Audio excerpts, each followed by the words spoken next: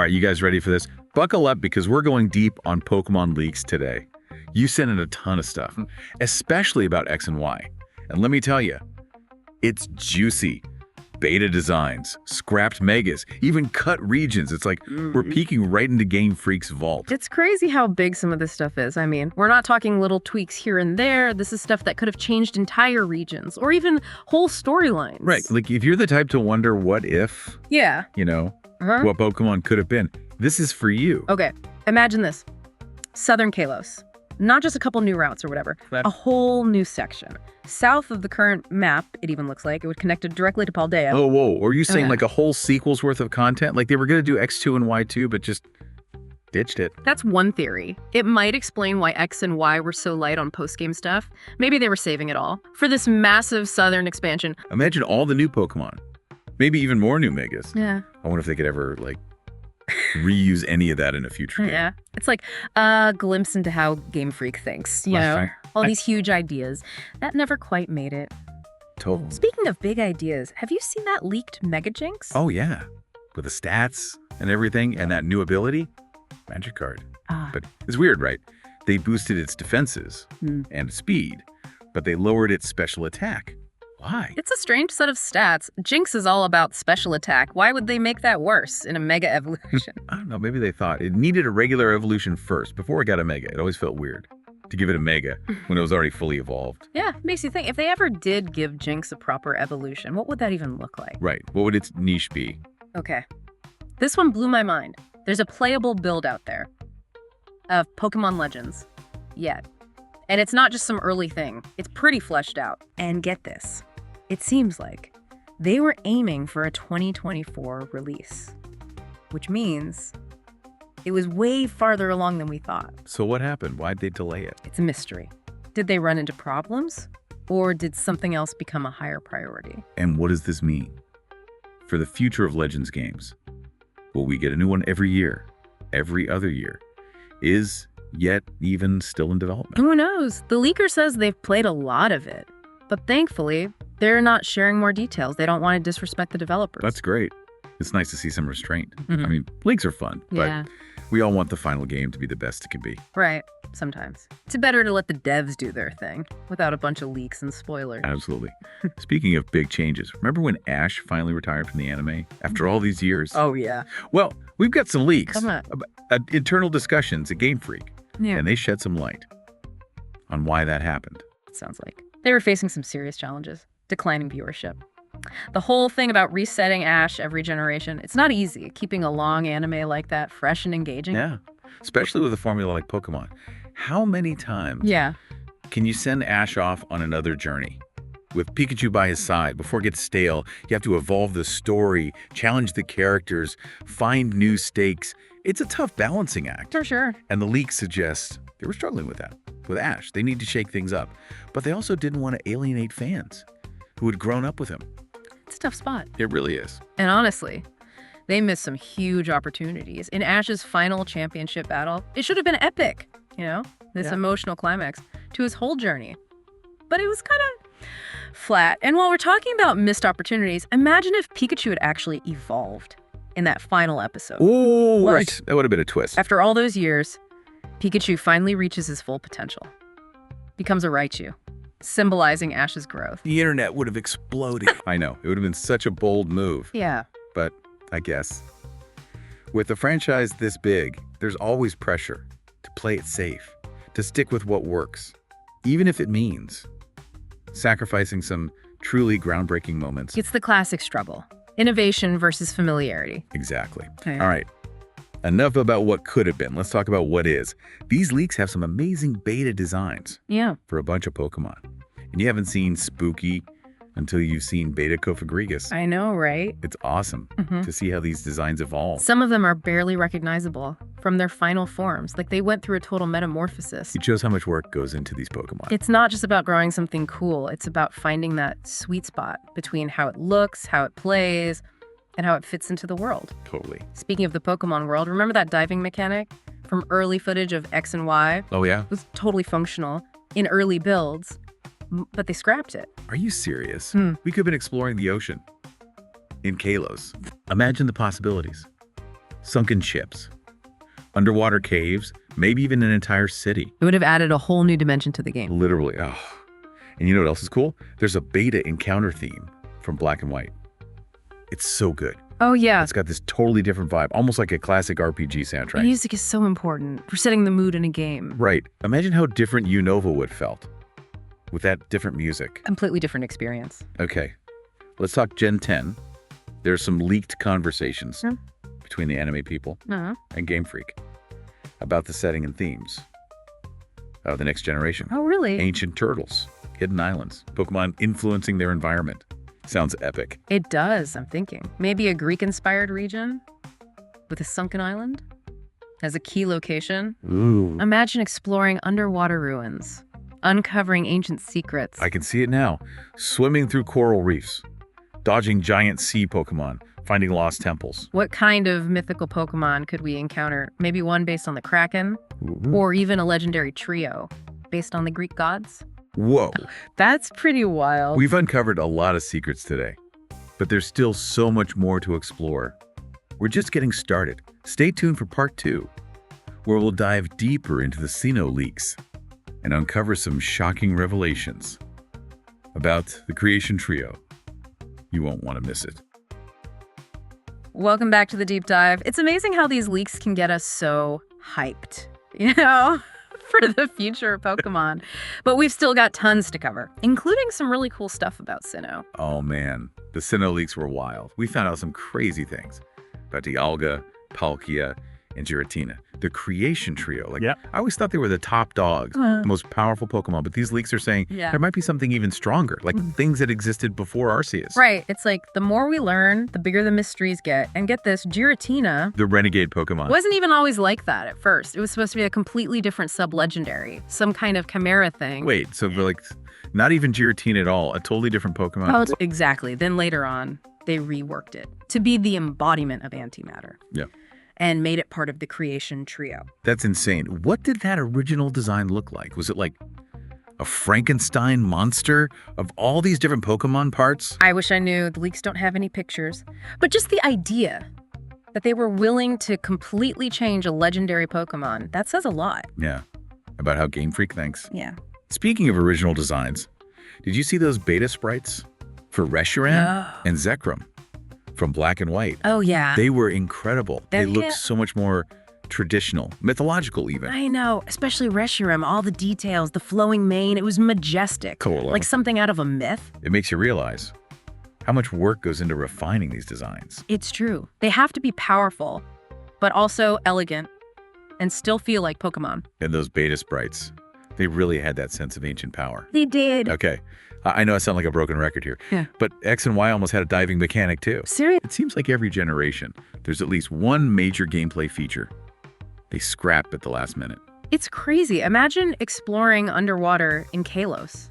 Right. It's fascinating, thinking about how different the game could have been. And apparently, this diving mechanic was unique. It wasn't like in other games, where you just go to a separate underwater area. Oh. It sounded more integrated, like you could use it to find hidden areas or solve puzzles. That would have been awesome. Totally. Speaking of exploring new areas, remember that early map of Unova? Oh, yeah. It was so cool seeing how the region developed. You could really tell they were playing around with different layouts. Like, Castilia City was so different. I know, it was way more futuristic, more skyscrapers, more neon. Yeah. Almost like a mix of Tokyo and New York City. It makes you think. Maybe they toned it down to match the rest of Unova. That's a good point. The rest of the region had more of a rural American feel. Yeah.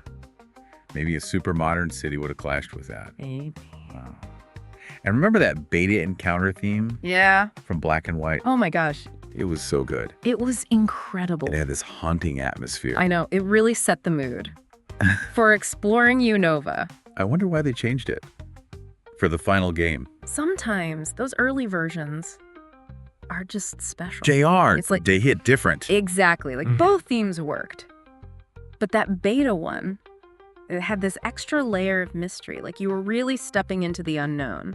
Music can make such a difference. It completely change how you feel about a place. For sure. All right. Let's talk about some of those beta Pokemon designs. Okay. That early Kofa Aggregus. It was terrifying. It was. It's like something out of a nightmare. It's amazing how they managed to make it.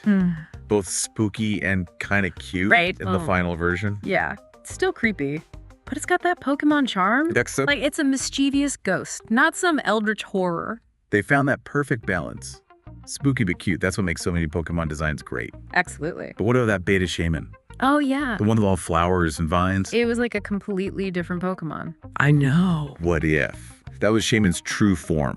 Like some ancient version of the cute little hedgehog we know. Ooh, interesting. And maybe it evolves into that form under special conditions. Or maybe it was sealed away for ages, and that's its original state. It's like those overgrown ruins you find in some games where nature has taken over. Yeah. Maybe that's what Beta Shaman represents. The untamed power of nature. That's a cool It idea. adds a whole new layer Yeah. to Shaman's lore. It does. Okay. This might sound crazy, but one leak mentioned something called Mew3, Mew3. like another Mewtwo. I saw that too. I didn't believe it at first. Yeah. But the more I think about it, the more interesting it gets. What if it's a scrapped idea for a new legendary Pokemon? Maybe. What if it's an evolved form of Mewtwo? Like something beyond Mega Mewtwo X and Y. That would be wild. Imagine how powerful it would be. It would be the ultimate psychic type. Right. What would its typing be? Would it still be pure psychic? Or would they add another type? Maybe psychic fairy. Ah. To lean into the whole genetic manipulation thing. Ah. Or maybe they'd go a different direction. Psychic dark. Whoa. To represent Mewtwo's darker side. That would be awesome. A super edgy Mew3. The ultimate embodiment of power and angst. Okay. I'm getting a little carried away. Me too. But that's the thing about these leaks. They spark our imagination. They do. It's like we're kids again, speculating about new Pokemon, dreaming up new adventures. Speaking of powerful psychic types, Yeah. those leaked documents about the creation trio Oh, yeah. were mind-blowing. They were. We finally got some answers about the origins of the universe. And the roles of Dialga, Palkia, and Giratina. Right. What I found really interesting was the stuff about the Lake Guardians. Uxie, Mesprit, and Azelf. Yeah. They weren't just random legendaries. They were attendant gods who helped shape the universe. Wait, seriously? Those little guys? I know. They always seem kind of weak compared to the creation trio. But according to these documents, they were just as powerful as Kyogre, Groudon, and Rayquaza. Whoa. And get this, they were siblings. No way. Right. So, like Lake Guardians, the Weather Trio, and the Creation Trio were all one big happy family. Well, maybe not so happy for Giratina, Sure. but yeah, that's what it looks like. That's crazy. It changes everything about Sinnoh and its lore. It's like someone pulled back the curtain on the Pokemon universe. I know. Showed us how much deeper it goes. Exactly. Okay, so we've talked about scrap designs, cut content, even behind-the-scenes drama. But what about the future? What about Gen 10, those conversations between Game Freak and the anime people? Yeah. They hinted at some interesting things. You did. Ancient turtles, hidden islands. I Pokemon forgot. are shaping their environment, It sounds promising. and I think the most likely setting is a region based on Greece. Greece. Yeah, That would be awesome. imagine exploring ancient ruins, battling mythical creatures. Maybe even a Pokemon based on Zeus. Right, and that sunken island they mentioned. What if it's Atlantis? Ooh. Lost for centuries. And that ancient turtle. Hmm. What if that's the legendary Pokemon that caused Atlantis to sink? That's a cool theory. And what if, to get to the island, we finally get that underwater exploration we've always wanted? I hope so. It would be perfect for introducing new water types and maybe even new underwater battles. I'm getting excited just thinking about it. Me too. These leaks, they really get you hyped They do. for the future of Pokemon. Okay, before we get too carried away, let's take a break and come back for part 3, where we'll dive into the juiciest anime leaks, including some behind-the-scenes stuff you won't believe. Stay tuned. All right, we're back and ready to wrap up this Leak Fest. We've gone deep on scrap games, beta designs, and even ancient lore, but hold on to your hats because things are about to get spicy with the anime leaks. Oh yeah, the anime leaks are where the real drama unfolds. Turns out there was a lot of back and forth behind the scenes, especially when Ash stepped down. It did feel kind of sudden, right? Like, Yeah. boom, world champ 1 minute, gone the next. No real explanation. Well, guess what? That wasn't the original plan at all. The Horizons anime, the one with Lyco and Roy, was actually delayed for months. Because Game Freak wasn't thrilled with the direction. They thought it was straying too far too fast. Seriously, what do they want to change? Initially, Horizons was going to be all about Lyco, her story, but Game Freak felt like after over 20 years with Ash, they couldn't just replace him like that. Fans needed a smoother transition. Yeah, trying to replace Ash overnight. That would have been risky. He's practically a Pokemon legend, so what did they do? They added Roy to balance the dynamic between the new leads, and Dot, the tech-savvy influencer, to bring in a different energy, maybe appeal to a wider audience. Smart move. It sounds like they really listened to Game Freak and made some big changes. They did. And speaking of changes, remember those 11 episodes where Ash traveled around, reconnected with old friends after becoming world champ? Oh yeah, those were great. It felt like a victory lap, saying goodbye to everyone. Well, those weren't in the original plan either. They were added later during that Horizons delay. No way. So they used the extra time to give Ash a proper send-off. Exactly. It just shows how much they cared about giving Ash the farewell he deserved, even if it meant pushing back the new series.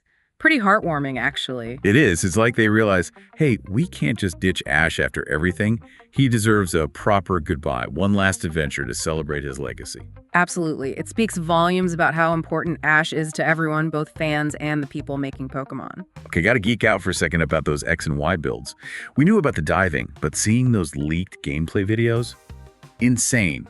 Different gym battles, new areas, and that beta Cofagrigus was something else. I know, right? It's like a time machine, seeing how the game evolved. And those alternate soundtracks, that black and white beta encounter theme, it just had this epic, adventurous feel like a grand quest was beginning. Music really changes how a game feels. It's amazing. Same location, different music, completely different vibe. For sure. It's a subtle way to shape the player's experience, evoke different emotions, and it's fascinating to see how they explored those options. Well, folks, that's a wrap on our Pokemon Leak extravaganza. Well, Unearthed so much. Scrapped regions, beta designs, behind-the-scenes stories, and even glimpses into the future. What a journey. It really has been. Even in a franchise like Pokemon, there's always more to discover, more secrets to uncover. Exactly.